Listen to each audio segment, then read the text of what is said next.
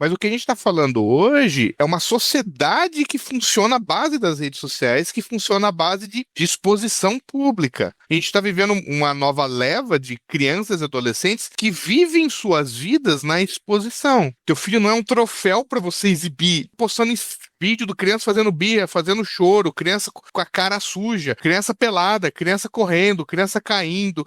Hoje ele tem 3, 4 anos. Quando ele tiver 16, os amigos dele vão ver as fotos e os vídeos antigos dele. Então, isso que você hoje acha que é bonitinho, quando teu filho for adolescente, ele vai chegar na tua cara. Você fez isso comigo. E tem quem lucre. O Ítalo lucrava expondo crianças porque ele sabe que tem público. Aquele bando de adolescente que se reúne lá para falar de abandonar a escola, não ir para a universidade e viver só de empreendimento digital, tem gente ganhando dinheiro com eles fazendo aquilo lá. Tem algum adulto ganhando dinheiro com aquilo ali. Então, assim, eu acho que é esse ponto que a gente tem que pensar. Para a gente ter organicamente surgido um conceito novo e um termo novo, é porque alguma coisa nova surgiu. Pode até ser uma piora do que já existia, mas algo novo surgiu. Bibotalk e a Associação Brasileira de Cristãos na Ciência apresentam BTcast ABC2. Muito bem, muito bem, muito bem. Começa mais um BTcast ABC2, o de número 80. Rapaz, 80 episódios da ABC2, Associação Brasileira de Cristãos na Ciência, com o Bibotalk. Eu sou o Rodrigo Bibo e hoje assistindo o Bluey com o Kalel, o pai e a mãe disseram para a Bluey: não é uma boa ideia você tirar foto do meu bumbum. Mas por quê? Eu estou há mais tempo nesse mundo e eu sei o que eu estou dizendo.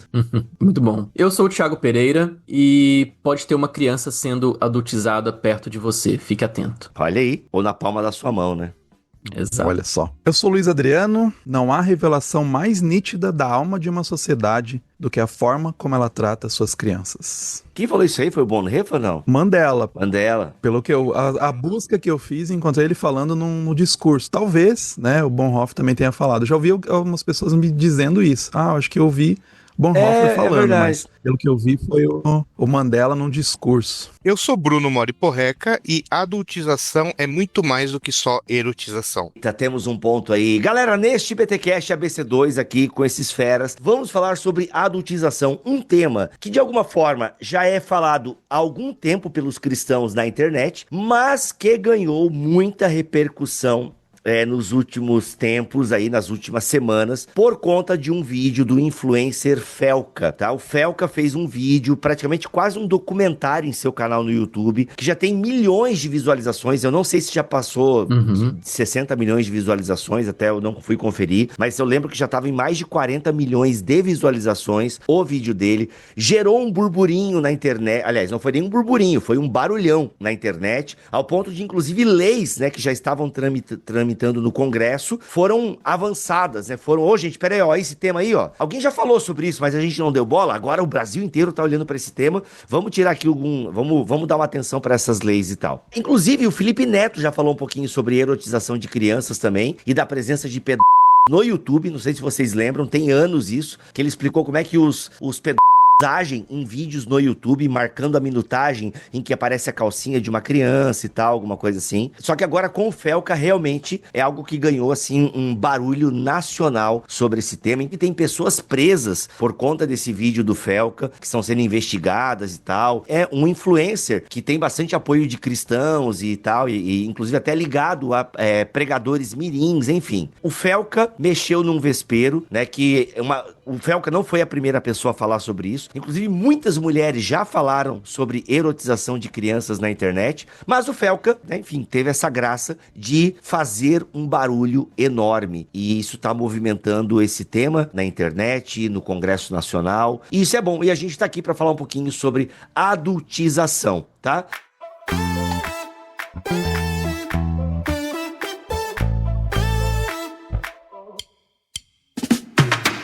Pessoal, é o seguinte, tenho 2 recados aqui para vocês que têm nos acompanhado. O primeiro deles é que em setembro a Academia BC2 está lançando o curso Pocket chamado A Ciência, uma jornada cristã de descoberta e serviço. E nesse curso você vai ter a oportunidade de aprender melhor como viver a sua fé com coragem e integridade na universidade, com o professor Gustavo Assi, o presidente da BC2, que está nos oferecendo esse curso. E esse curso é um convite ao despertar, é um convite para o seu chamado como cristão no meio universitário. Despertar para as perguntas mais profundas que a ciência e a fé podem te levar a fazer. E principalmente despertar para a beleza de servir a Deus com o seu conhecimento. E o investimento, gente, o investimento baixinho, olha, é de apenas R$45 para que todos possam ter acesso a esse conteúdo. Então, se você interessou no chamado à ciência, clica no link que está na bio dos nossos perfis do Instagram. Atenção, nos nossos perfis do Instagram, @cristãos da ciência e o @academia BC2, você vai no link da bio e você tem acesso a esse curso, o curso chamado A Ciência, uma jornada cristã de descoberta e serviço. Então é isso, se inscreva agora mesmo, esse curso está disponível em setembro na Academia BC2. E o segundo aviso é que eu queria fazer um convite para você conhecer a Unus Mundus, sim, a nossa revista digital da Academia BC2, que traz uma proposta inédita no Brasil. Gente, a Unus Mundus, ela reúne colunas, artigos, ensaios, resenhas, entrevistas, muito mais coisas, tudo pensado para quem busca refletir sobre as grandes questões da existência a partir de uma cosmovisão cristã. Então, se você é um estudante, um curioso, um apaixonado por conhecimento, um acadêmico, a Unus Mundus é um espaço de leitura rica, acessível e totalmente gratuita, onde você vai poder ler e ouvir sobre teologia, ciência e filosofia com profundidade e com espiritualidade. Então, acesse e conheça a revista Unus Mundus. O site é unusmundus.academiabc2.org.br e tenha uma boa leitura e compartilha com a gente o que você está lendo. Enfim, antes de terminar aqui esse momento de recados, eu tenho um recado para todo mundo que participou conosco do nosso Dia dos Cristãos na Ciência. Sim, se você está acompanhando aí os nossos últimos episódios, nós avisamos, nós informamos que nós teríamos o Dia dos Cristãos na Ciência em agosto, foi no primeiro sábado de agosto, e a gente agradece agora a todo mundo que se engajou, todo mundo que inscreveu sua igreja, que realizou momentos muito especiais nas suas igrejas. Nós tivemos, olha, 78 igrejas inscritas e ainda tem igrejas realizando esse evento aí ao longo do mês de agosto, mas quem não se inscreveu, mas quem tem interesse em se juntar a nós, ano que vem tem mais. A nosso intuito é que o Dia dos Cristãos da Ciência seja repetido todos os anos. Então, se você quer participar conosco, quer trazer isso para sua comunidade, já coloca aí na agenda da sua igreja para 2026 e para todos os outros anos. No primeiro sábado de agosto e também ao longo de todo o mês de agosto, nós teremos sempre a oportunidade de comemorar o Dia dos Cristãos na Ciência, celebrarmos juntos, e a gente chama você que ainda não se inscreveu para poder participar dos próximos anos, e a gente agradece a todos vocês que participaram conosco, que trouxeram momentos muito bonitos, muito especiais e que registraram tudo isso para a gente ver essa beleza no Brasil todo. Então é isso, gente, são os nossos recados para hoje, o nosso convite a você conhecer mais a BC2, caminhar conosco, e é isso, vamos por esse papo que tá muito bom.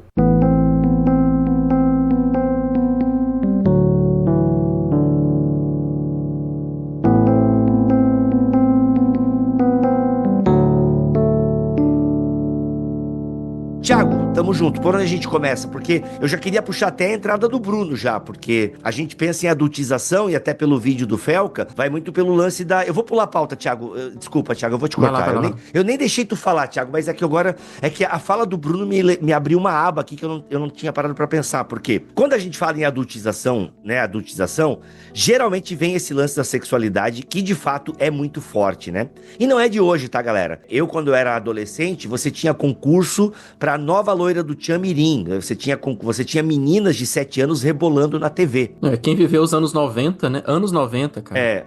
Então você tinha meninas rebolando na TV com a câmera indo bem perto, assim, do bumbum da criança, né? Então não é de hoje que a criança é erotizada na televisão ou publicamente, não é de hoje. E tem muita gente que já vem falando sobre isso. Mas a gente pensa muito nisso, né? Cara, erotização, adultização. Mas, Bruno, eu queria que tu falasse um pouquinho da tua entrada, mesmo que a gente fuja um pouquinho da pauta, depois a gente volta pro Felca e por toda essa contextualização, mas eu já queria pegar o gancho da tua pauta, Bruno. É que assim, pelo menos eu também vi o vídeo do Felca, ele toca muito nesse ponto, e eu acho que é o ponto mais sensível pra gente, né? É pensar em exploração sexual de crianças, pedofilia e tudo, mas a adultização é mais do que isso. A adultização é você cobrar ou propor pra uma criança ou adolescente um comportamento que não é próprio da idade deles, né? A sexualidade entra nisso também, mas é mais amplo do que isso. Então, o exemplo tá no próprio vídeo do Felca. Ele começa o vídeo com aqueles podcast de coaches mirins, que é um bando de pré-adolescente falando de empreendedorismo e ganhar dinheiro. Inclusive, um tempo atrás tinha viralizado o Instagram e o TikTok tava cheio deles. Eles falam, não adianta nada estudar, não adianta nada fazer faculdade, você tem que ficar rico, você tem que investir. Tem um vídeo, um cortezinho que viralizou, você ficaria com uma menina que não tem iPhone, ela tem só um Android. Exato. Então, isso é uma forma de adultização. Se você olha o vídeo, os moleques estão vestidos como o empresário da Faria Lima, assim, tipo, relojão, cabelo, estilo da roupa. E me chama a atenção também que esse tipo de comportamento não tem só pra coach, tem no meio evangélico. Pastor Mirim, né? Aquele missionário Miguel, que gerou polêmicas esses tempos, se veste como um pastor, se porta como pastor, é tratado como se tivesse autoridade e responsabilidade. O moleque, acho que ele tinha o quê? 13, 14 anos, tinha que estar estudando, tinha que estar pensando em fazer faculdade, tinha que estar jogando bola, e eles botam ele pra falar, e num podcast falar como se fosse um pastor, né?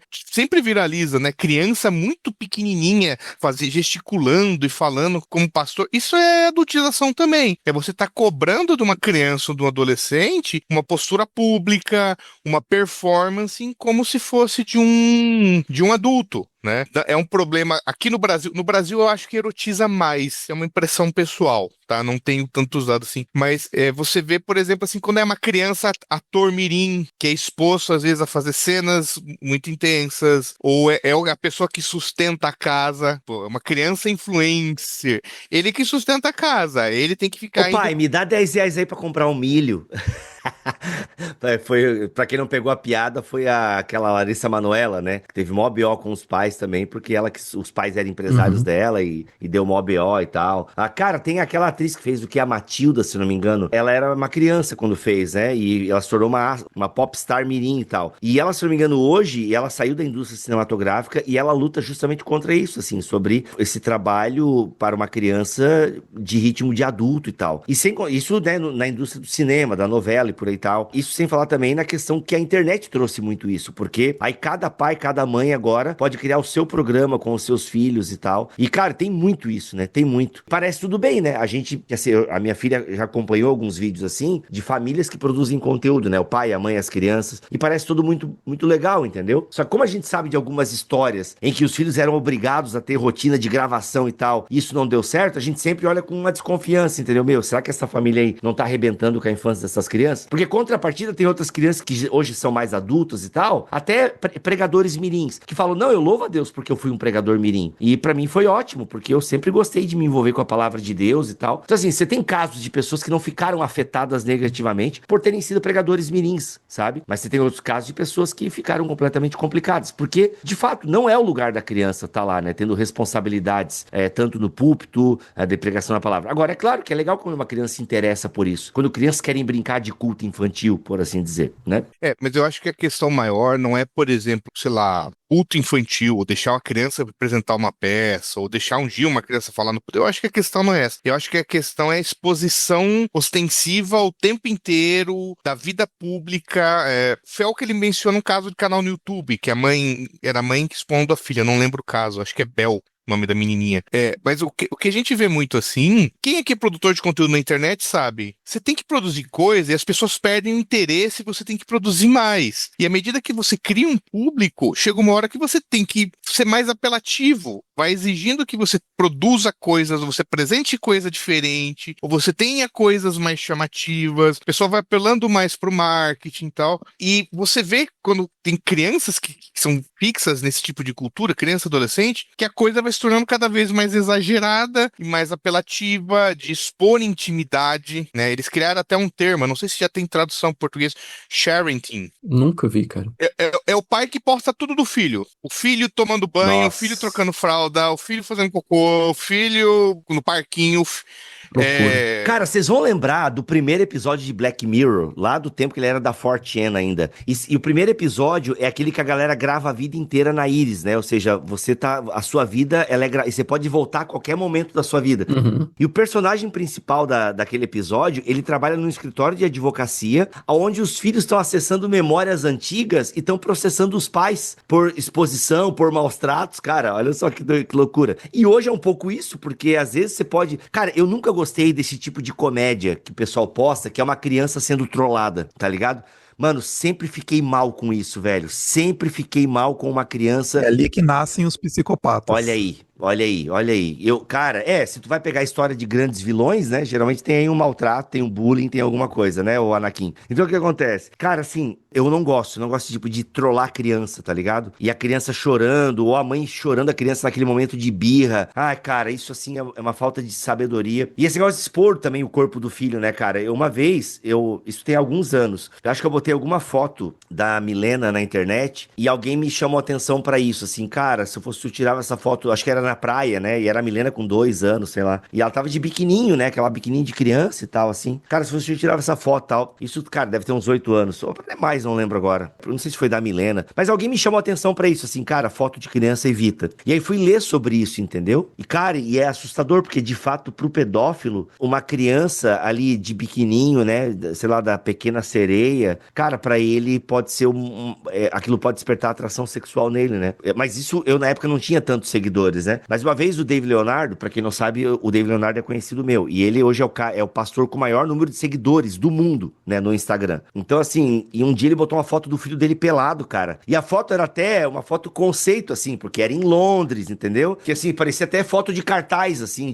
tá ligado? Ele tava num hotel, lá ao fundo tinha o Palácio de Buckingham. Era até a foto... Parecia uma foto conceito, assim. Mano, na hora eu liguei pra ele assim, cara, pelo amor de Deus, eu sei que é o teu filho, eu sei que não tem maldade na tua foto, tá até uma foto conceito, Palácio de Buckingham lá atrás. Mas, bicho, o teu filho tá nu, cara. Tu tem noção que do tanto de pode estar que te segue e tu não faz nem ideia. E agora, nesse momento, a foto do teu filho já tá em banco de imagem de site de Cara, pelo amor de Deus, tira isso lá. E, cara, já tinha milhões de visualizações de story dele, entendeu? Então, assim, porque é isso, cara. Eu olho a foto, eu acho bonitinho, entendeu? Um menininho ali na janela do hotel, entendeu? Cara, é porque eu não tenho esse problema, entende? Agora, pra uma pessoa que sente atração sexual por criança, bicho, isso é um prato cheio, porque a criança estava nua, entendeu? Eu queria pegar esse ponto, porque, principalmente em cima do que o Bibo tá falando, né, de inspiração de instigar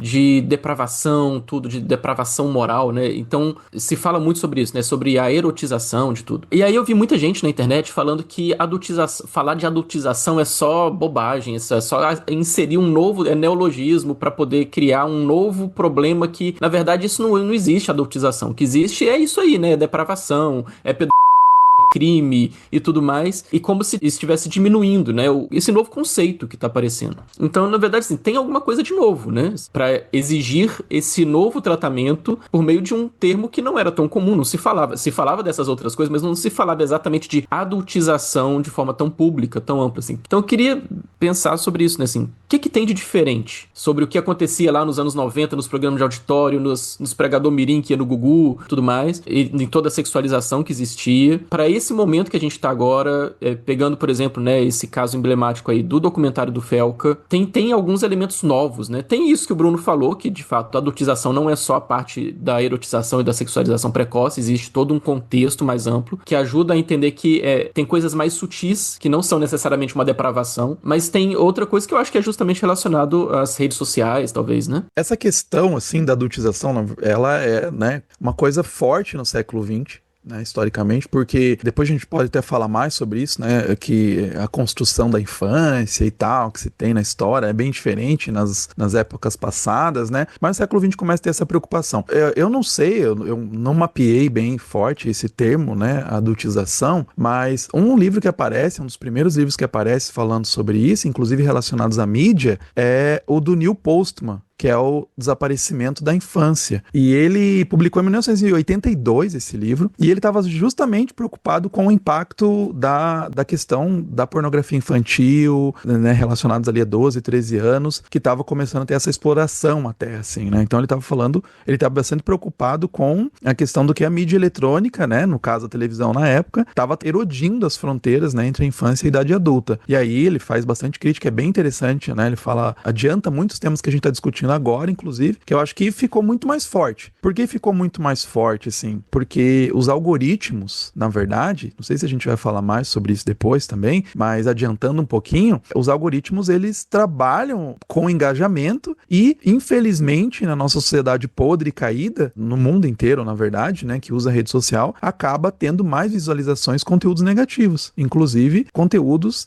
semi-pornográficos, né, no Instagram, você acaba vendo isso, então é muito fácil cair isso. O próprio Felca acaba fazendo isso, né, ele abre uma conta nova e em pouco tempo começa a aparecer muito conteúdo muito impróprio, né, para crianças e tal, e inclusive conteúdo, né, semi-pornográfico. É legal tu lembrar isso, Luiz, porque de fato é assustador, uma conta nova em que ele vicia a conta em conteúdos com crianças. E, gente, é claro que não tem nada explícito ali, só que é o seguinte, tem crianças fazendo coisas de adulto, e muita coisa de adulto é crianças dançando músicas sensuais, né, enfim, fazendo gestos, movimentos e tal. E às vezes assim, gente, eu já ouvi comentários do tipo assim, mano, mas não é bem uma criança, né? Olha lá, cara, já tem um corpo de mulher. Mano, mas ela só tem 13 anos, entende? Não é pra ela estar fazendo isso na internet. E aí vem, claro, né, vem a grande pergunta, cadê o pai dessas crianças, né? Então assim, tem adultos também que estão, ou seja, são adultos infantilizados, né? Porque permitir que isso aconteça, porque às vezes, o que se passa na cabeça desse pai, né? Chega lá um influenciador com milhões de seguidores, com dinheiro na porta e fala, olha, tua filha tem potencial de bombar. Porque é o seguinte, eu não vi o vídeo do Felca inteiro, mas o Felca fala da Melody, porque a Melody é um caso antigo, né, de adultização e de sexualização. Não menciona. Ele foi criticado, inclusive, por isso, por não mencionar a MC Melody. E a Melody, até onde eu sei, tá aí, né? E olha que essa menina apanhou na internet, né? Essa menina apanhou e assim, tá lá,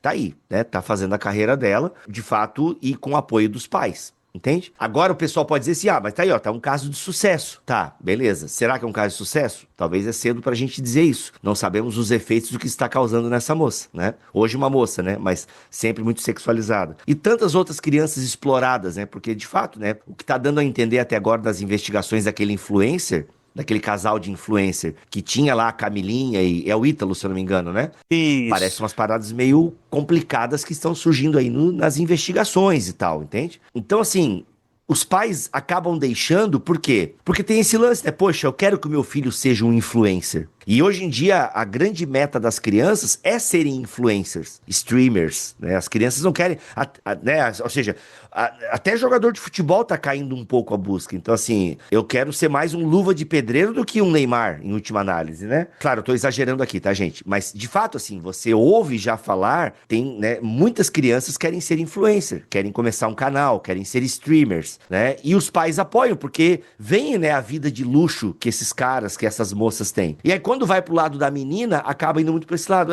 Tá, tudo bem, é um shortinho, não tá aparecendo nada. É só isso nem é um seio direito, entendeu? Isso aí tá crescendo ainda, não tem nada. Não tem nada na tua cabeça, né? Mas na cabeça de quem tem atração sexual por crianças, isso aí é um prato cheio, né?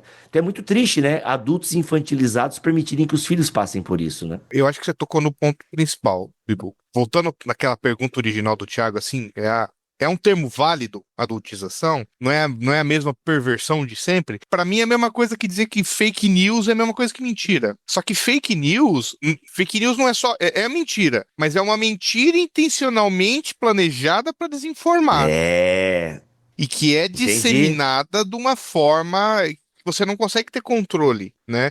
Então, assim, a adultização, assim, sempre existiram pessoas com tendências perversas, né? Sempre existiram pais que exploram fragilidades dos filhos. Sempre existiu um ou outro elemento de cultura midiática. Mas o que a gente está falando hoje é uma sociedade que funciona à base das redes sociais, que funciona à base de ver coisas, de exposição pública. Tem uma piada que o pessoal falava, o Descartes dizia, penso, logo existo. Hoje é apareço, logo existo, porque Porque se você é low profile, você não tem uma rede social, você não existe mais. O empregador olha tuas redes sociais. Então, hoje a gente vive numa cultura de exposição midiática, né? Você expõe a sua vida, você tem que mostrar que você está viajando, você tem que mostrar o livro que você está lendo, você tem que mostrar que você tomou café, você tem que ficar fazendo esse tipo de exposição. A gente está vivendo uma nova leva de crianças e adolescentes que vivem suas vidas na exposição. E que às vezes os pais... Eu não acho nem que muitas vezes é maldade. Às vezes o pai já está imerso nesse mundo de exposição o tempo inteiro na rede social e ele joga o filho dele junto. Só que às vezes o pai que está se expondo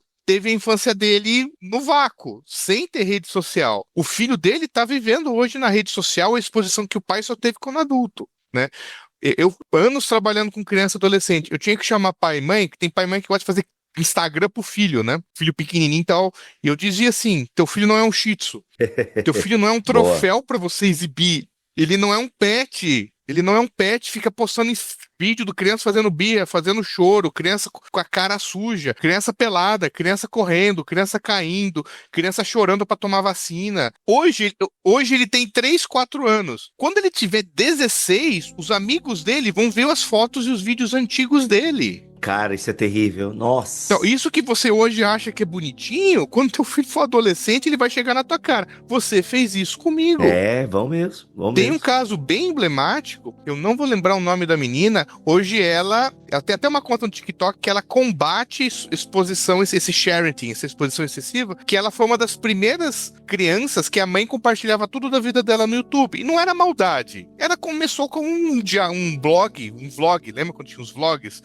Um vlog da família, só que assim, foi tudo. Sim, Os dentes que caiu, entrada na escola, aprender a andar de bicicleta, primeira menstruação, primeira compra de sutiã. Nossa. Então, assim, a menina disse que andava já adolescente, andava na rua, as pessoas encontravam ela e sabiam coisas da vida dela que ela não sabia, porque era o vídeo de quando ela era criança. Então, é esse tipo de coisa. Só que isso, pra mim, é um sintoma de uma sociedade onde a gente expõe tudo o tempo inteiro. E tem quem lucre. O Ítalo lucrava expondo crianças porque ele sabe que tem público. Aquele bando de adolescente que se reúne lá pra falar de abandonar a escola, não ir pra universidade e viver só de empreendimento digital, tem gente ganhando dinheiro com eles fazendo aquilo lá. Tem algum adulto ganhando dinheiro com aquilo ali. Tem às vezes até o pai daquele moleque, mas alguém tá ganhando dinheiro com aquilo ali porque sabe que aquilo viraliza. Então, assim, eu acho que é esse ponto que a gente tem que pensar. Pra gente ter organicamente surgido um conceito novo e um termo novo, é porque alguma coisa nova surgiu. Pode até ser uma piora do que já existia, mas algo novo surgiu.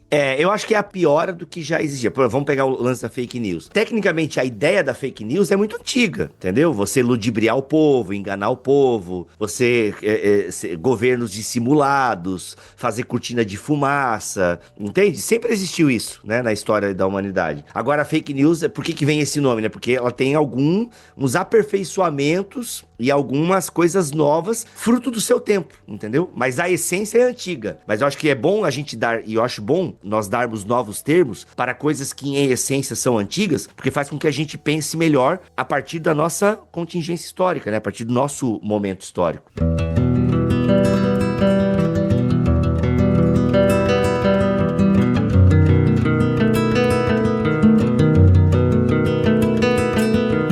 Queria puxar o que o Luiz falou, né, começou a falar sobre algoritmo, que eu acho que aí entra esse novo elemento, né, e da gente ser refém dos algoritmos, e os algoritmos são, como que funciona, a gente sempre bota a culpa nos algoritmos, e a gente nem sabe, é uma coisa muito abstrata, né, a culpa é do algoritmo e tudo mais, mas, de fato, né, o quanto é a culpa do algoritmo, ou da empresa que faz o processo para que o algoritmo funcione de tal forma, né, o exemplo lá do Felca que criou a conta ali, né, durante o processo e rapidamente ele já caiu em contas que são criminosas praticamente, já mostra isso, né? Assim, o algoritmo, ele é desenhado de uma forma, e eu acho que a gente acaba, muitas vezes é ingênuo em relação a tudo isso, né? Parece que o algoritmo, ele quer que a gente seja ingênuo, porque ele lentamente vai levando, e o quanto disso é intencional, por exemplo, a Meta, que é a empresa que cuida do Instagram e Facebook. O quanto é intencional deles que isso aconteça e que leve para o crime da pedofilia, por exemplo, né? E o quanto é uma consequência não planejada, mas que vai, já que foi.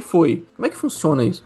Exatamente. Não imagino que as Big Techs estão lá, né, querendo que essas imagens fiquem aparecendo, que esse conteúdo apareça, esses vídeos apareçam. O que acontece? O algoritmo, ele é um curador, né? Ele é uma inteligência artificial que ele é um curador de conteúdo. Então, assim, ele entende, a gente vai treinando, todos nós vamos treinando o algoritmo, ele vai entendendo o que a gente gosta. Né? O que chama mais atenção? O que nos engaja? Essa é a busca, né? O que faz com que a gente fique mais tempo na rede social, né? Ou no aplicativo ali específico. Então, milhares de pessoas treinando, as pessoas vão olhando lá, né? Um Instagram, vão olhando um vídeo no YouTube e tal, e algumas coisas chamam atenção. Curtindo, né? Não precisa nem curtir também, né? Curtir. Cara, mas assim, é o tempo que você para, Thiago. Assim, ó, se você tá lendo... É verdade. Assim, é o tempo que você para, ó, percebemos que ele parou aqui. O que tá passando na tela dele nesse momento? Ah, é isso. Não precisa nem curtir, cara. É o tempo, assim... Verdade. Por exemplo, acidente de carro. Eu acabei assistindo um acidente de trânsito e tal. E eu fiquei ali, sei lá, uns 30 segundos vendo o acidente de trânsito. Cara, automaticamente já vem sugestão de outros acidentes, entendeu? Então, assim, lá no Dilema das Redes tem isso, né? Exato, cara, tem tudo uma... Acho que é no Dilema das Redes que mostra, né, Luiz? É assim, tipo, a questão de calor, né? Onde mais o seu dedo mexe e tal, e onde mais você... Cara, é isso, entendeu? Não, e assim, eles estão tão avançados que eles podem usar até a câmera do celular para ver as suas expressões faciais face a um conteúdo específico. Caraca. Nossa. É total, mano, é assustador. É Skynet. Não, tem um centro lá em Stanford, eles têm um desenvolvimento de uma pesquisa, um campo de pesquisa que chama computação afetiva, que é exatamente isso, é perceber como que a gente reage, como que são as nossas emoções, nossos sentidos, e até persuadir você para ficar mais tempo ali, né, no Instagram e tal. Então, como que eles vão fazer? Então, os algoritmos vão trabalhando nisso. Tem gente que fala, Max Fisher, naquele livro Máquina do Caos, ele fala assim, tem um pesquisador lá que fala que o mecanismo de recomendação, tanto do YouTube quanto do Instagram, ele é porta de entrada potencial para pornografia infantil pesada. Cara, isso é muito assustador. Assustador. E, cara, e tem outra lance do algoritmo também. Se você interage muito com uma pessoa no Instagram, coisas que aquela pessoa assiste começa a entrar na tua bolha também. Já aconteceu assim, por exemplo, eu gosto muito de ver meme, né? Meme é o que mais rouba o meu tempo. E, cara, aí eu vejo que alguns amigos que eu compartilho o meme e tal, eu vi que ele curtiu aquele vídeo lá também, entendeu? Eu gosto muito de ver gente tocando e fazendo coisas lindas e tal. Eu não sei nada de música, mas eu adoro ver um bom músico tocando e fazendo, ou o cara tocando bateria e tal. E, cara, eu vejo que o meu amigo também curtiu aquele vídeo, então começou a aparecer pra mim coisas que também aparecem pra ele, vai misturando um monte de coisa. Agora sim, cara, por que esse pesquisador fala isso, Luiz? Que pode ser uma porta de entrada? Que dados que ele tem, assim? Porque assim, você começa a usar um teste bem simples que duas mães fizeram recentemente. Elas pegaram e colocaram contas do zero no Instagram, porque elas queriam testar se é verdade aquela alegação da Meta de que quando você diz que você tem 13 anos ou menos, você tem uma outra experiência no Instagram. Eles não sugerem tantas coisas e tal. Então, duas mães fizeram esse teste. Elas colocaram lá que elas tinham 12 anos e do zero. Não foi nem igual ao Felca. Foi mais zerado, assim, do que do Felca ainda. Elas pegaram e do zero foram só olhar o Instagram. Elas não foram curtir. E aí elas foram olhando, né? Rolagem. De repente, o Instagram começa a mostrar imagens impróprias. Conteúdos impróprios, conteúdos radicais. Não só de semi-pornográficos, mas também de violência e tal. Rapidamente. Então eles ficaram 5 minutos e o Instagram já começou a mostrar isso. O YouTube também faz isso, né? Em pouco tempo, você tá lá olhando, se você vai deixando o algoritmo, se você vai seguindo e clicando, de repente você tá, caramba, como que eu fui cair aqui, né? Porque ele vai indicando esses conteúdos. Por quê? Por isso que tem mais visualizações, chamam mais atenção. Então logo você vai sendo radicalizado indo para conteúdos extremos, rapidamente nesses dois. Eu tenho 2 pontos e queria até que o Luiz, que é o cara que mais entende esse assunto, me corrigisse se eu estiver errado. Porque assim, ó, eu acho que onde as Big Techs estão erradas, elas sabem o que está acontecendo, porque o Felca até fala de um código que os pedófilos utilizam lá nos vídeos, né? E que remete para links. Então, a Meta, de alguma forma, sabe que pessoas com intenções impróprias estão usando as ferramentas deles para promoverem uma comunidade de pessoas, né, que são Então o que acontece? Eles sabem, então pra mim aí tá o erro deles. Eles sabem que isso acontece e eles até então não faziam nada. Talvez com o vídeo do Felca já começou a ter uma mobilização nesse sentido. Mas o outro ponto, e que aí eles sabem, então esse é o ponto errado, mas é aquilo que o Luiz falou também. Cara, de alguma forma é um conteúdo que tá lá e o algoritmo ele só mostra pra ti o que você quer e tal e aquilo que tá bombando. E pra ele, meio que o algoritmo não tem um filtro moral, né? Ele não tem um filtro moral. Se tá bombando, ele não tá nem aí se você, entendeu? Aquilo tá tendo agito, tá tendo procura, vamos mostrar isso porque tá tendo procura, entendeu? É complicado isso. Exatamente. Eles poderiam, por exemplo, eles têm essa capacidade de desligar alguns conteúdos, desligar a sugestão de alguns conteúdos, né? Por exemplo, coloca um termo lá e aquelas imagens não vão ser, ou aquele conteúdo não vai ser mais sugerido. Isso é fácil. Só que esse conteúdo, ele gera muita visualização, infelizmente. Ele gera muito engajamento. Ou seja, prende a pessoa na rede social, onde ela vai estar mais exposta e suscetível a ver uma publicidade, que é o que paga as contas, entendeu? Exatamente. Por isso que tem esses... Pornografia da Exato. visualização. Entra o mito da neutralidade do algoritmo, né? Não é neutro, né? E o pessoal acha que o algoritmo só vai. Não, ele não é neutro nesse sentido, né, Luiz? Sim, exatamente. Ele vai sugerindo o que dá engajamento, né? Por isso que é a preocupação até de leis que estão sendo propostas, né? De regulamentação e tal, né? Que eu acho que merece ser prestada atenção também, né? Agora que estão sendo votado, né? O ECA digital, né? Lá, a lei 2628, que já vem sendo discutida. O Bibo começou falando, né? Já está sendo discutida há um tempo. Essa lei é de 2022, que está sendo agora acelerada, né? Por causa do vídeo do Felca, que é exatamente isso, para pensar, olha, vamos fazer alguma coisa, né? A gente tem que fazer alguma coisa, a gente é capaz de fazer alguma coisa. A gente precisa mobilizar para realmente alterar essas situações aí. Eu ia comentar, não sei se vocês viram, acho que o Luiz talvez deva ter visto, do Reino Unido, que eles colocaram uma lei lá que proibiu pornografia para crianças, para menores de 14 anos. Quer dizer, a gente está falando do algoritmo e tal. Gente, é só pensar na pornografia. É uma indústria gigantesca, milionária, um monte de ONG combatendo e não consegue tirar, porque gera muito dinheiro. É muito dinheiro para as plataformas. A Inglaterra foi uma lei lá que proibiu, ou seja, tinha que ter comprovar a idade com foto, reconhecimento facial. A plataforma mais famosa da pornografia, acho que é o Pornhub, diminuiu em 40% o número de usuários depois da promulgação da lei, que era menor de 14 anos, vendo site pornográfico. A gente sabe que eles estão tendo acesso. E assim, a gente tá falando só de você postar coisas e essas pessoas virem.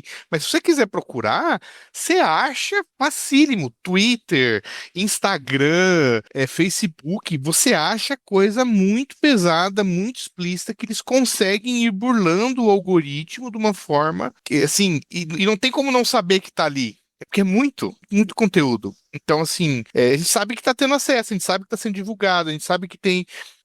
Só para sair um pouco da questão de sexualidade, conteúdo de violência, vídeo de tortura. Eles descobriram esses tempos, aqui no Brasil, comunidades online de tortura de animal, que as pessoas compartilhavam vídeo de tortura de gato, de tortura de cachorrinho. E assim, a criança chega, e assim, os caras tinham comunidade no Roblox. Caraca.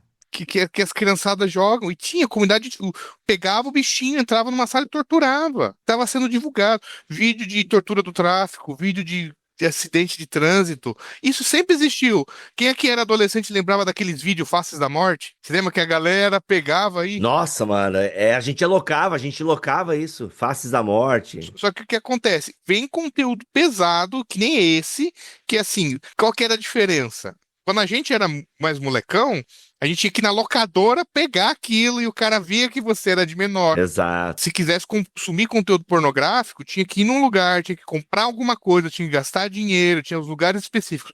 Hoje você tem aqui na tua mão. É mais fácil o acesso. Isso que é o problemático. Isso é uma coisa que a gente precisa pensar de os pais se conscientizar por isso, exatamente. Porque o que a gente faz? A gente dá um celular para os filhos, eles vão pro quarto, né? E tem facilidade de acessar essas coisas. Então antes a gente falava, né, duas coisas bastante comuns, né? A gente ouvia dos pais, né, não fale com estranhos, cuidado por onde anda, né? Agora a gente dá um celular pro filho, o filho tá ali no quarto falando com estranhos e andando por lugares que a gente nunca deixaria nossos filhos caminhar, passear. Tá seguro porque tá em casa, né? Não, e é aquela coisa assim, ó, às vezes acontece até de, meu filho não tem celular, mas ele usa o meu celular. Pois bem, aí você tem Telegram também instalado no seu celular. E é justamente assim, ó, por exemplo, esse lance de acidente de carro, eu lembro que quando apareceu pra mim, acho que o terceiro vídeo, aí eu fui ler um pouco a legenda, aí o cara convidando pra um grupo no Telegram, entendeu? Ó, mas se você quer acidentes mais extraordinários e tal, com cenas impactantes e tal, tem na comunidade do Telegram, entendeu? Que aí não tem filtro, entendeu? Aí é assim que a criança vai. Isso vale tanto pra acidente de trânsito, como para a questão da sexualidade. O exemplo, Bibo, de como a coisa escala. Eu gosto muito de ver vídeo de animal. Então, pô, o meu Instagram tem um monte de vídeo de baleia. Vídeo de baleia, golfinho, é muita política, daí eu começo a ver baleia, essas coisas assim. Cara, é 2 pulos pra começar a aparecer orca caçando golfinho. O lado brutal da natureza. Daí mostra, tipo, animal despedaçando o outro. Tá, mas peraí, Bruno, mas assim, tipo, animal matando animal também, tu acha estranho assim? Tipo, só pra entender, porque é meio que natureza, tamo com um biólogo aqui, né? Ou isso te causa também, tipo, uma coisa... não é muito legal, né? Não, assim, isso é parte da natureza, só que daí a coisa começa a escalar. Então você vai ter uma página que só vai ter vídeos mais brutais, tipo, sei lá, Isso, leão entendi. comendo uma zebra viva, a zebra agonizando lá e eles Não. Ou então começa a evoluir para animal atacando o ser humano. Daí, assim, é uma ponte para algo que começa a ficar cada vez mais violento, mais brutal. E daí, para chegar no vídeo de tortura animal, é rapidinho. Eu queria pensar em uma coisa que eu acho que o Bruno já falou lá no começo, sobre o desenvolvimento neurológico, né? Assim, sobre toda essa exposição, todo esse processo de oferecer para a criança um caminho que não é pertinente ao mundo dela, né? Assim, de colocar coisas adultas que se espera de um adulto para que uma criança reproduzindo, emulando aquilo tudo, né? O Bibo comentou o caso da atriz que faz Matilda, né? Eu acho. E outras crianças também, né? Tem prejuízo no desenvolvimento de transtorno psicológico, de traumas que são gerados. E tem um prejuízo próprio de desenvolvimento neural também, né? Isso é muito sério. Tem sim. A gente é feito para se desenvolver num certo ritmo e para ter contato e ser exposto a certas coisas conforme a gente tem a capacidade daquilo, né? Então, às vezes, assim. Deixa eu dar um exemplo bem famoso dentro da psicologia. Tem um pesquisador bem famoso que é o John Bowlby, tá? Ele foi uma das primeiras pessoas na época que era muito forte a psicanálise ainda na Europa, de pesquisar os efeitos do cuidado parental, principalmente o cuidado materno, no desenvolvimento da criança, né? Principalmente nos primeiros 3, 4 anos, chamada teoria do apego. E ele trabalhou, o Bowlby, assim, ele pesquisava criança de periferia, criança de orfanato, na época tinha muitos orfanatos, assim. E uma das coisas que eles descobriram, por exemplo, é que existiam algumas formas de configuração familiar, onde a forma como a criança era adultizada, ou seja, ela virava o cuidador do adulto. Então você tinha, por exemplo, uma família onde um familiar tinha um transtorno mental muito severo, uma depressão muito profunda, o familiar tinha um problema com o uso de drogas, daí a criança tinha que, sei lá, fazer a comida, arrumar a casa, cuidar da mãe, dar banho nos pais. E ele documentou, foi um dos primeiros casos em que foi documentado o quão catastrófico isso era para o desenvolvimento posterior. A criança tem que estar brincando, tem que estar tendo esses momentos mais lúdicos, que é o momento da vida dela para ela poder aprender, para ela poder se desenvolver. Então, ser exposto muito rapidamente, e veja, não é só aparecer na internet num vídeo, não é só gravar coisinhas de vez em quando, não é isso. É questão, é aquela coisa muito sistemática. A criança tem a obrigatoriedade de gravar vídeo para se expor, para gerar monetização, para gerar dinheiro para casa, de produzir conteúdo. Tem uma cena no documentário do Felca, que é uma hora que ele tá falando uma menina que ela é a mãe, e que a menina vira pra mãe, então ele dá um recorte do vídeo, que a menina fala pra mãe, eu não quero. Daí a minha ideia, você escuta uma voz no fundo, tipo, eu vou te bater, né? Então, assim, é esse tipo de situação, assim. A criança que tinha que estar dormindo, tinha que estar na escola, tinha que estar fazendo lição de casa e tá tendo que trabalhar. Tá um exemplo um pouco diferente. Vocês já viram entrevistas com o pessoal do Castelo Rá-Tim-Bum? Nunca vi. Já vi. Né? E quando você vê entrevistas com eles, que eles eram todas crianças na época, só o Nino que era mais mais adulto, né? Eles relatando que eles tinham horas e horas seguidas de trabalho e tinham que ir para a escola, né? O quanto isso não afeta o desenvolvimento de uma criança. Você viu esse negócio do Harry Potter, a série que vai ser filmada? Eles estão construindo uma escola no set de filmagem. Eles estão construindo um esquema para as crianças não precisarem ficar viajando e terem que se deslocar, então elas vão ter escola no set de filmagem durante todos os anos que a série já está programada, assim. Eles estão movendo a escola para poder oferecer para as crianças, para elas ficarem ali. Justamente, porque pensa em ter que fazer viagens quilômetros direto, perder conteúdo e coisa do tipo. Pensa, por exemplo, vocês já viram o histórico da Nickelodeon, daquelas séries da Nickelodeon, todo o abuso sistemático que eles sofreram lá dentro, né? Então, isso gera consequências, sim. Pensa assim, você tem um ritmo de desenvolvimento. Quando você é precoce demais, você é exposto a coisas muito cedo, é como se ficassem lacunas, que coisas que você deveria ter vivido, você não viveu porque você estava fazendo outras coisas, né? Você estava tendo que trabalhar, você estava tendo que cuidar de um pai e de uma mãe, ao invés de estar sendo cuidado, e aqueles buracos na sua vida. A tendência é, quando você ficar adulto, querer preencher isso, ou querer performar isso. A gente sabe, por exemplo, que criança que é exposta à erotização muito precoce, ela pode se tornar muito erotizada no futuro. Então tem riscos bastante significativos, sim. É interessante você estar falando que a adultização da criança vai gerar, é um potencial gerador de uma infantilização da vida adulta, né? Assim, como você falou, de querer preencher um espaço e tudo. E a gente vê isso hoje dos dois lados, né? A infantilização da vida adulta também é uma coisa que tá em alta, assim, a gente sempre vê notícias sobre isso, matérias falando sobre isso, posts e tal. E realmente existe uma conexão, né, também, que às vezes a gente passa despercebido, né? É um problema do adulto, um problema... Não, as coisas estão conectadas. É só você pensar assim, aquele jovem que nasceu na igreja, uma igreja muito legalista, que foi reprimido demais a adolescência inteira. Quando ele entra na faculdade, ele se desvia. Ele vai viver o que ele não viveu. Todos os erros e inconsequências que ele deveria ter tido com 14 anos, ele vai ter com 20. Porque ele não teve o tempo de ser um adolescente que faz burrada, um adolescente inconstante. Ele vai conseguir vivenciar isso só mais velho. Isso é muito comum. Porque foi muito reprimido, tinha que ser muito rígido, tinha que ser aquela coisa muito rigorosa. Quando ele deixa de ser uma coisa equilibrada, né? Eu sei que hoje melhorou meio o cenário evangélico, mas tem contexto até hoje onde jovem, adolescente não pode jogar bola, não pode... Chega uma hora que estoura e daí ele vai vivenciar isso da forma mais exagerada e mais radical lá pra frente. A diferença é o seguinte, com 14 anos, o mundo tolera que você cometa erros. Com 20 e poucos, o mundo não vai mais tolerar que você cometa erros. Que você seja inconsequente, que você seja irresponsável.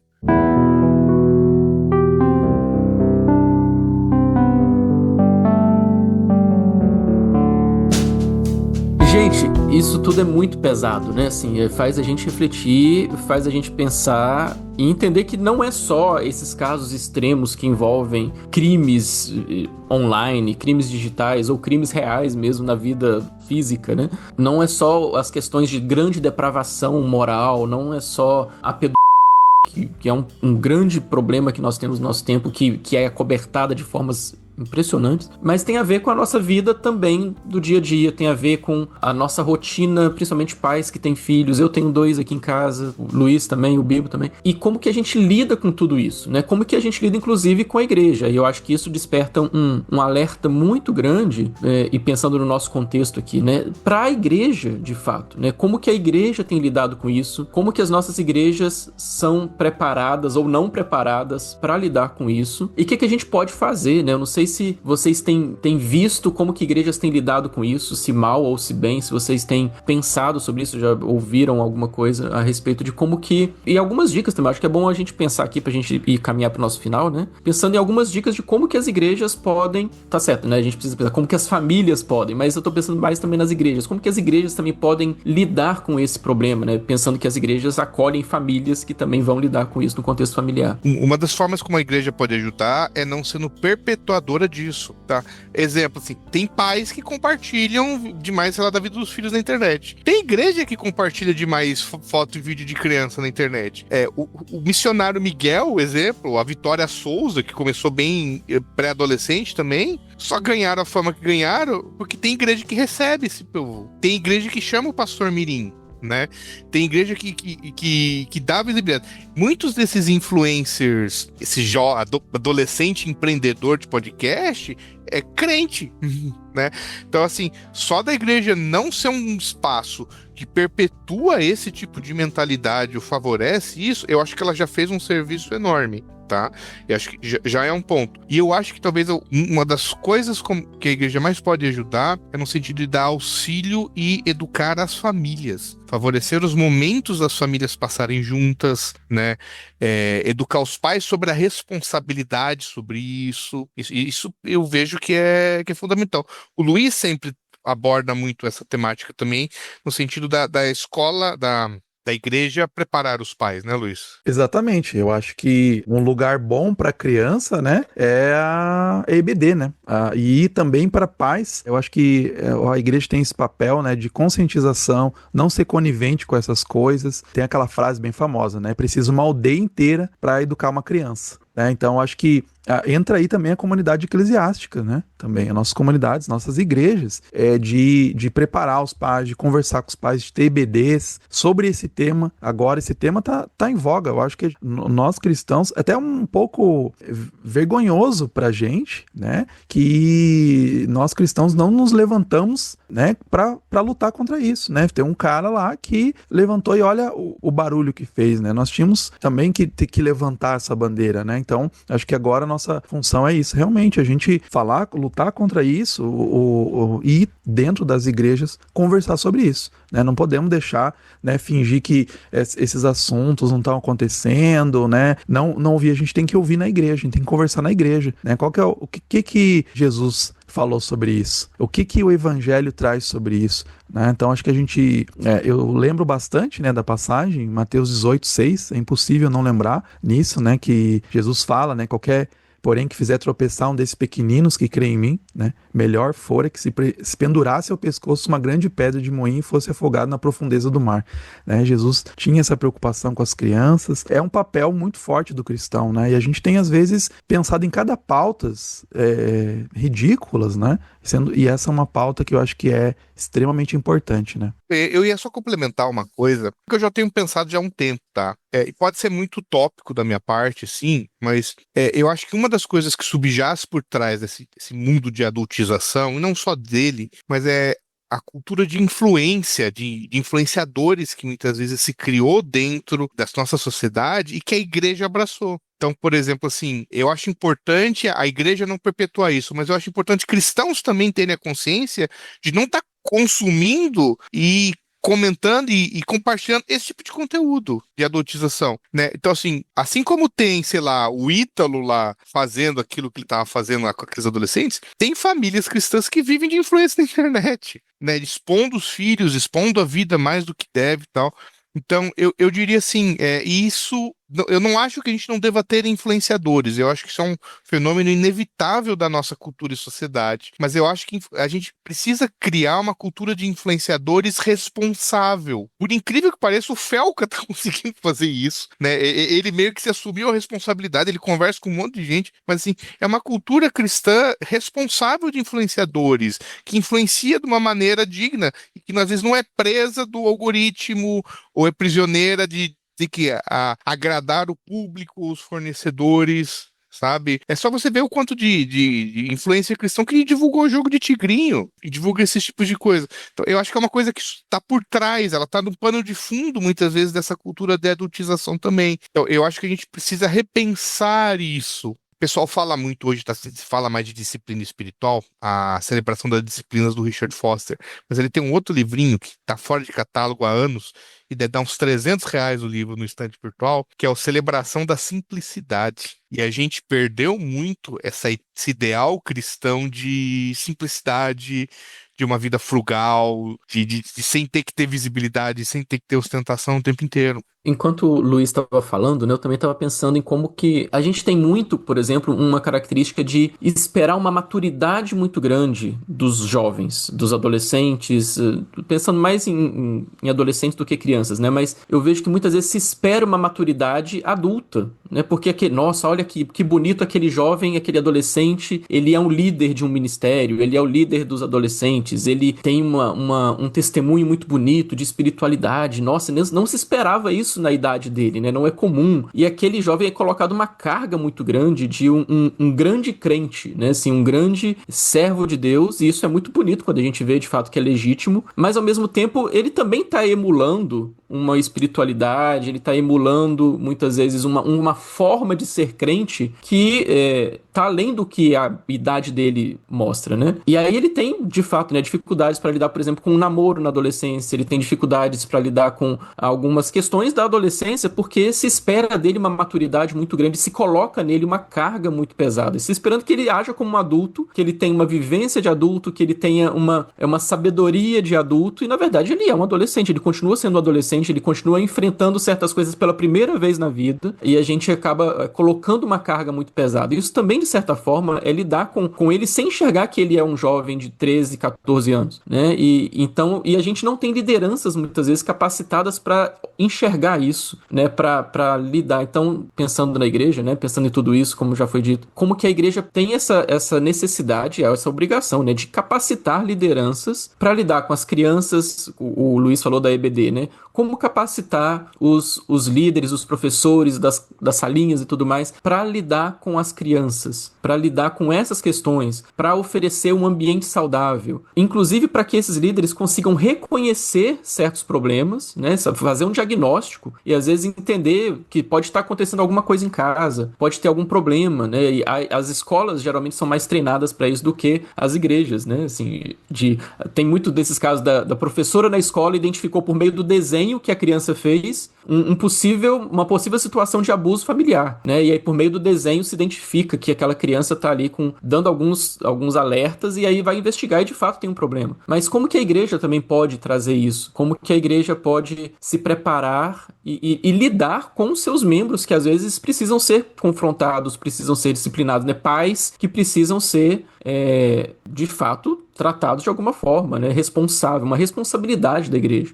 E aí a gente tem esses dois lados, talvez, da igreja, tanto de fazer esse preparo, esse acolhimento, de criar um ambiente saudável, onde haja, de fato, um acolhimento, mas também um ambiente onde a denúncia seja feita, né? Assim, a igreja como uma voz profética nesse sentido, né? De denunciar o mal, como você falou, né, Bruno? O Felca fez uma denúncia, e a igreja não fez uma denúncia. E eu achei interessante porque o fato do Felca ter trazido foi uma coisa que uniu ali meio esquerda e direita, né? Tirando essa parte ideológica dessa guerra que a gente vive, se tornou um assunto que realmente é um assunto inevitável, né?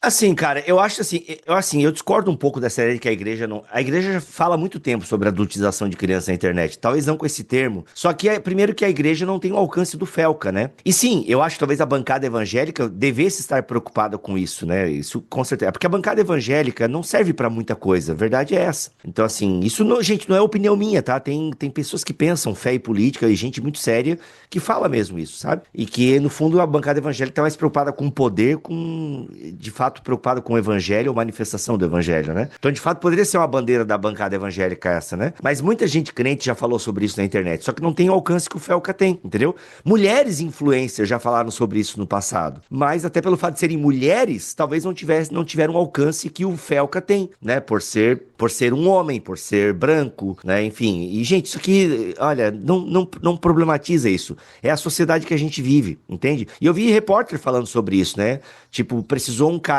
como o Felca, com a exposição dele, tem o fato dele ser também um cara branco, enfim, para ter um pouco mais de visibilidade. Talvez tenha sido, talvez não tenha nada a ver, mas talvez tenha, né? Mas eu acho que a igreja já fala sobre isso de alguma maneira, né? Na questão sexual, né? No outro ponto, a igreja erra e adultiza crianças de forma complicada em outros pontos, né? Eu acho que teve um timing, sabe? Porque às vezes eu leio livros sobre redes sociais, né? E eu fico surpreso que os caras já falavam, por exemplo, né? Sobre os problemas das redes sociais lá e dos celulares lá por 2012, né? Então, assim, no começo do celular. Então, ninguém falava assim, que absurdo, né? Você falar que isso faz mal. Então, assim, caiu no que as pessoas estão sentindo uma coisa ruim, assim. As pessoas estão olhando nas redes sociais, estão vendo algumas coisas, então, sabe, vai gerando uma indignação, né? A gente nem falou, nem entrou nas músicas também, né? Que criança canta e tal. Desde a gente falou, mencionou um pouquinho lá desde a década de 90, né? Mas agora tem funk e tal, né? Então, as pessoas acham bonitinho, às vezes as crianças fazendo dancinha e tal. Eu acho que tem mais a ver com esse time, assim, sabe? As pessoas vai criando essa indignação, esse sentimento de alguma coisa tá ruim, de repente vem um cara e fala, sabe aquela coisa, assim? Realmente, você falou o que a gente estava pensando, não conseguia expor, e você produziu um material que o cara foi bem produzido, né? Ele pensou bem ali, amarrar todas as pontas. Então, acho que foi essa junção, assim, sabe? Do espírito do tempo. Eu não quero com isso, gente, aqui, eu não quero dizer com isso que eu achei o vídeo do Felca qualquer coisa. Não, eu dou glórias a Deus pelo vídeo do Felca. Nossa, e que bom que um influencer dessa magnitude tocou nesse vespeiro. E assim, e não só tocou no vespeiro, eu acho que, inclusive, ele tá para além de um influencer, né? Ele agora virou Cara, ele tá lutando contra isso e tá colocando dinheiro dele. Aliás,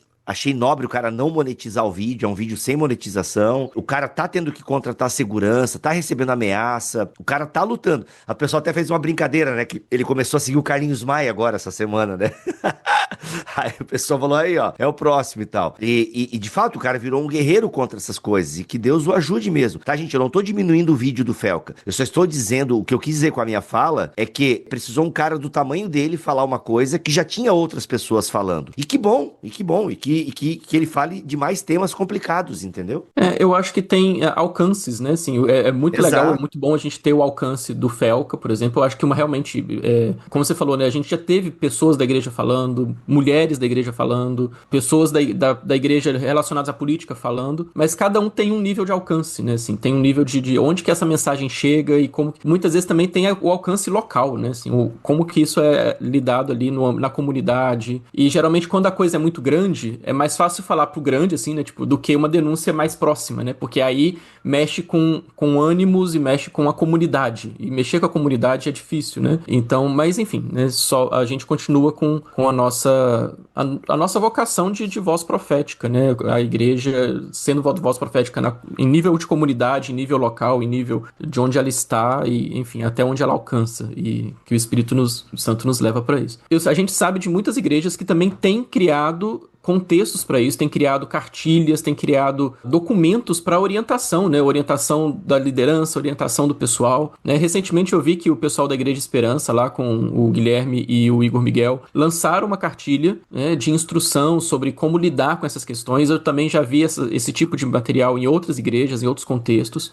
Então é um chamado também, né, para que igrejas se preocupem com isso no sentido de fazer isso, né, de buscar um documento, de buscar orientação de profissionais, inclusive profissionais da igreja, profissionais locais que possam orientar a comunidade, que possam trabalhar junto com a comunidade, gente aí da área da psicologia, da área da pedagogia, da área da educação, né, gente da área das redes sociais que entende tudo isso para poder oferecer instrução para a igreja, né? Eu acho que isso é muito bom, é muito importante e, como eu disse, né, existem já alguns modelos aí, alguns exemplos. Essa cartilha da Igreja Esperança, ela não está disponível ainda aberta ao público, mas eles estão providenciando um jeito de oferecer para servir de inspiração para outros modelos que possam ser criados a partir daquilo ali, né? Adaptações e tudo mais. Então eu vi que o Igor Miguel, ele postou sobre isso, ele fez lá um vídeo falando que em breve eles vão abrir para poder oferecer para quem quiser como uma referência, né? Enfim, né? É um desafio também pra gente não cair num legalismo total, né? De proibir tudo para as crianças, porque aí não pode nada, né? Mas também pra gente lidar com sabedoria, né? A sabedoria que a Bíblia tenta nos ensinar o tempo todo, né? A lidar com sabedoria com tudo isso. A Bíblia nos chama a cuidar dos órfãos e das viúvas, né? É um chamado cristão. Quando Paulo recebeu a bênção para o ministério dele, lá na igreja de Atos, ele sempre fala, lembra dos pobres, lembra dos órfãos, lembra das viúvas. Então a gente tem um chamado para cuidar de quem é vulnerável, né? E nossas crianças são vulneráveis, nossos adolescentes são vulneráveis. A gente tem uma responsabilidade em cima disso. Tem aquela pauta, né? Cristão, ele é pró-vida. Mas pró-vida não é só a vida no útero, é a vida inteira, é a criança, é o adolescente, é o adulto. Então, eu acho que a gente tem um papel de denúncia profética, a gente tem um papel de educação e conscientização de famílias, e a gente tem um papel de acolhimento e recebimento dessas pessoas também, né? De recebê-las nos nossos meios e de cuidar dele. Como o Bruno falou, né? A gente tem esse papel, nós somos uma ferramenta de Deus extremamente importante na vida dessas crianças, né? Das nossas crianças, das crianças que estão à nossa volta. Pensando nisso, né? Numa aldeia, né? As crianças que estão próximos da gente, se a gente trabalha com crianças e tal, então a gente tem papel extremamente importante, né? Eu acho que a gente precisa estar mais presente, né? Estar mais consciente. Eu acho que muitos na nossa sociedade, por essa sociedade estar hiperconectada, né? A gente tem delegado muitas tarefas na criação dos filhos para uma babá eletrônica, né? Para um celular. Então, eu conclamo, né? Os pais, os tutores, os cuidadores, né? Que convivem com crianças para estar mais presente, né? Para conversar com os filhos, né? O que você está jogando? O que você está assistindo? O que você está ouvindo? Me mostra aqui, né? Tem essa coisa assim, a criança tem que ter privacidade e tal, né? Acho que tem esses mitos, assim, né? Que vão se criando, essas ideias que vão se criando, né? A criança tem que ter a privacidade dela, né? Não, os pais têm que ir lá e olharem. Muitas dessas redes, elas têm, inclusive, as redes sociais, delimitações de faixa etária, né? Então, assim, você não pode, por exemplo, agora, né, já saiu um tempo atrás, de dizer qual que é a faixa etária que a pessoa tem que ter para entrar no Instagram. Então, o governo aconselha, por exemplo, no Instagram, 16 anos, né, para você ter redes sociais. Então, você não pode dar para uma criança de 9, 10, 12 anos para ela usar essas redes sociais, dá o celular para ela ficar usando, ela vai ver besteira, né? A gente adulto, a gente cai, vê às vezes uma besteira. Agora pensa uma criança que está em formação, ela vê uma besteira dessa. Faz um estrago imenso. Cara, é muito louco. A minha filha não tem celular, ela tem 10 anos, mas na sala dela, se não me falha a memória, só 4 crianças não têm celular. Todas as demais estão com celular, entendeu? E, velho, nitidamente, mesmo eu cuidando da minha filha, eu não tenho condição de fazer homeschooling, né? E, enfim, né? Admiro quem faz e tal, mas lá em casa não temos essa habilidade para homeschooling. Então, mesmo a gente cuidando da nossa filha, é incrível como besteira chega nela, por meio dos amiguinhos da escola, entendeu? Então, a gente tendo consciência de que a gente não consegue criar a nossa filha numa bolha, entende? Cara, a gente conversa muito, e a gente sempre deixa muito aberto o canal para conversar com ela. Então, ela vem perguntar mesmo o que é isso, o que é aquilo. Ou às vezes tu vê uma frase, opa, de onde vem essa frase? Entendeu? Por que tu tá falando isso? Ah, porque eu vi, né, a minha amiguinha viu no TikTok e tal. Mano, é impressionante, entendeu? Então, mesmo a gente tendo cuidado no uso que a Milena faz do celular, ela até usa, ela pega o celular da minha esposa, tem os canais no YouTube que ela acompanha e tal, de vez em quando a gente vê um videozinho, ela usa a minha conta, né? Então, eu sei o que ela anda acessando e tal. E às vezes eu vou lá conversar com ela, filha, esse vídeo aqui que apareceu, o que é? Qual é esse conteúdo e tal? Me explica e tal. Porque, ó, filho, isso não é legal e tal. Porque, cara, é inegável. No mundo fraturado que a gente tá, fragmentado, o seu filho vai lidar com alguma situação complicada, vai assistir alguma coisa complicada em algum momento. É inevitável. No mundo que a gente vive hoje, hiperconectado, por mais, a não ser que você realmente corte 100% do seu filho, ainda assim a chance de na escola ele ter contato é inevitável. Aí você pode fazer o homeschooling, aí você cria numa bolha completamente sua mesmo, que daí eu não sei se também em longo prazo vai fazer bem pra criança isso, né? Mas vamos lá. Aí eu não sei mesmo, tá? Não é uma crítica ao homeschooling, certo? Eu realmente não sei se a longo prazo isso é bom pra criança ou não. Mas, cara, vamos lá. Então conversa, lá em casa a gente rola muita conversa, entendeu? E claro, e a gente falou, filha, com 12 anos, talvez tu tenha um celular, com 12 anos, talvez. Agora, diante dessa nova informação de 16, já vou rever essa conversa, né? Mas assim, cara, sempre tendo conversar, entendeu? Sempre, porque é isso, as amiguinhas dela estão assistindo coisas. Por exemplo, esses dias, tem uns 2 meses atrás, não, minto, foi quando saiu Deadpool 3 no cinema. Ah, pai, pô, vamos assistir Deadpool, pai. Eu falei, o quê? Não. Ah, porque o meu amigo assistiu. Eu falei assim, olha, filha, senta aqui. Quantos anos tem teu amigo? Ah, ele tem a mesma idade que eu, ele tem 10 anos. Eu falei, 9 no caso, na época. Filho, então é o seguinte, os pais do seu amiguinho, eles foram irresponsáveis. Você não vai falar isso pra ele, tá? Não fala isso pro seu amiguinho. Mas aqui só entre nós. Os pais do seu amiguinho foram irresponsáveis, filha. Por quê? Filha, porque tem muita violência nesse filme e tem cenas que crianças não podem assistir. Como assim? Filha, tem cena de casais tendo relação sexual, entende? Ela já sabe, a gente já conversou sobre isso com ela, né? E filha, isso não é pra você ver, isso não é pro seu amiguinho ver, filha. E o tipo de coisa que é falada, ela tem uma linguagem muito suja. Não dá pra você ver isso, filha. Não dá pra você ver isso. É igual a Wandinha, né? É o mesmo exemplo da Wandinha hoje. Ah, é? O Wandinha... Todas as crianças da sala dos meus filhos, meu filho tem 8 e a outra tem 6. Todas as crianças falam de Wandinha, como se fosse um programa normal da criança. E é pesado? Eu nunca, lá em casa, não teve esse problema, assim. Tem um terror ali, assim, um terror leve, né? Mas tem uma coisa, tem uma temática totalmente adolescente, assim, adulta, né? Que não é pra criança. Mas as crianças pegaram a vibe da estética Wandinha. Entendi. E assistem. É complicado. Então, assim, gente, é isso. Conversar, na minha opinião, é o melhor diálogo. Eu acho que a igreja, ao invés de ficar reprimindo as coisas, também deve propor o diálogo, porque só a repreensão e a repressão não funciona. Tem que ter diálogo, entendeu? Saber que ela consiga desenvolver critérios para poder julgar aquilo por ela própria em algum momento da vida, né? É isso, meus amigos. Obrigado, Thiago, por mais essa pauta. Valeu, Bruno, por estar aqui com a gente. Valeu, Luiz. Valeu, gente. Obrigado. É isso. Ficamos por aqui. Voltamos no mês que vem com mais um BTcast ABC2. E toda terça-feira e toda sexta-feira tem podcast aqui no canal do Bibotalk, tanto no YouTube quanto no Spotify, como também em outros agregadores de podcast. Fiquem todos na paz do Senhor Jesus.